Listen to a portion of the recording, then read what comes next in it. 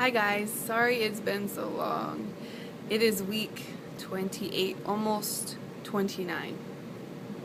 Yeah, it's been a while since I updated, sorry.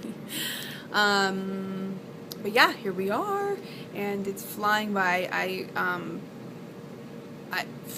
It's crazy. Like, I just scheduled, I'll tell you about this stuff too, but I scheduled my C-section and I was like, oh my god, this is coming really fast. But anyway, week 28. So, things are going really, really well. I'm all of a sudden very huge, which is cool and exhausting all at the same time.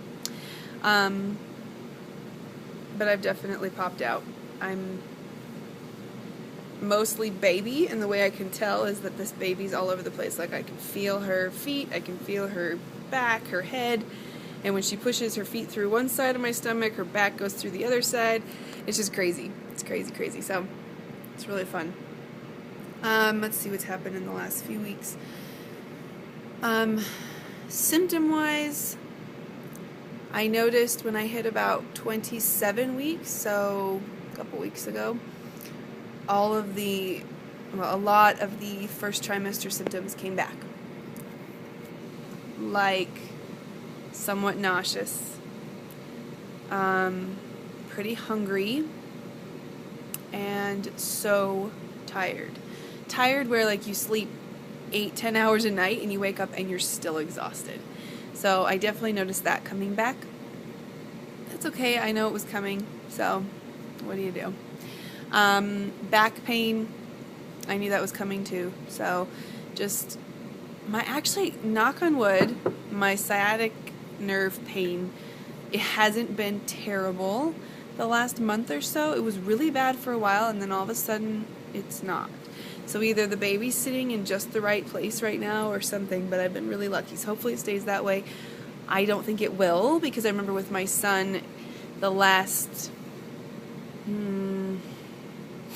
I would say 8 weeks or so, I had it pretty bad. So I imagine that will come back. But for now, all is good. Lower back pain, but that's just from being bigger. I mean, that's just how it's going to go. But I do feel like I'm starting to swell. I don't look super puffy. Like, I'm not showing that. And I'm still wearing my wedding ring. And sorry, I have paint on my hands because I'm teaching art today. As you guys know. My feet aren't very swollen. I've been pretty lucky so far with that, but I do feel puffy. I don't know if you understand what I mean by that, but like when you squeeze your hand and it just feels tighter. So, but that's not a big deal either. I mean, the coolest symptom is that my belly's moving all the time. Like, she's awake a lot, and I love it. It's awesome. So that's pretty cool. So that's pretty much it for symptoms. Oh, hair growth. So I don't know if you guys can see it, but I have baby hairs growing everywhere. Like, I have all of these little tiny wispies. So that's the growth I've had since I got pregnant. And when I put my hair back or up, it's hilarious because I have like baby hair sticking everywhere. So lots of hair growth. My hair's thick and beautiful and luscious. Luscious. I don't know. Anyway, it's very, very thick. But okay, so that's pretty much it for symptoms. I had a doctor's appointment last week, and it was a pretty good appointment. My sister-in-law was in town, and so I took her with me just for fun. And because my husband couldn't go, he was at work. So we went to do that, and that was pretty fun. It was my 28-week appointment, I guess. And we did my glucose test, and I passed that, so everything's good there, which is awesome.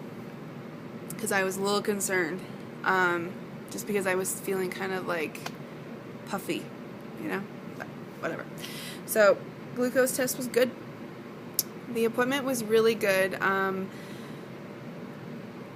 My sister-in-law and I had been talking about the C-section thing, And I was starting to get really nervous about the C-section and like questioning whether or not it's the right idea for us. And I had been doing a lot of research about, you know, vaginal delivery after a 4th degree tear. And I was just starting to question things, and I think that's probably normal. I mean, everybody wants to have a normal vaginal delivery, not have surgery, hold the baby right away, like all those things were going through my head. I know, and I fully remember how traumatic my delivery was with my son. Tearing that much is not okay, and it's not an easy recovery. The doctor said it's harder than a C-section recovery, so it was beyond bad. But that didn't stop me from thinking about what my alternatives were this time around. So, anyway, we went to the doctor with questions ready. You know, why specifically am I a candidate for C-section? What were my risks for a vaginal? Just to like have the doctor tell me again, like convince me, because I was really starting to question whether or not we were making the right choice. So my sister-in-law and I went, and she was really helpful too, asking questions, and she's had 2 kids, so it was nice to have her there and help me think of questions, you know? So the doctor was awesome, and she explained everything, and she said because of my specific situation, the way I delivered, the tearing that I had, which caused like muscle, I mean it tore through muscle and everything, the likelihood of me tearing, maybe not that much, not as much as before, but a lot, is pretty good. Like that scar tissue and that stitch scar is very prone to tearing, which I knew that, but I just needed her to tell me that. She's like, if you change your mind sometime between now and then, that's fine, but for now, let's just schedule your C-section so we know that we have that, and then we'll just see how it goes. But she said if it were her, she would just do the C-section. So anyway, we left the appointment feeling much better about all that.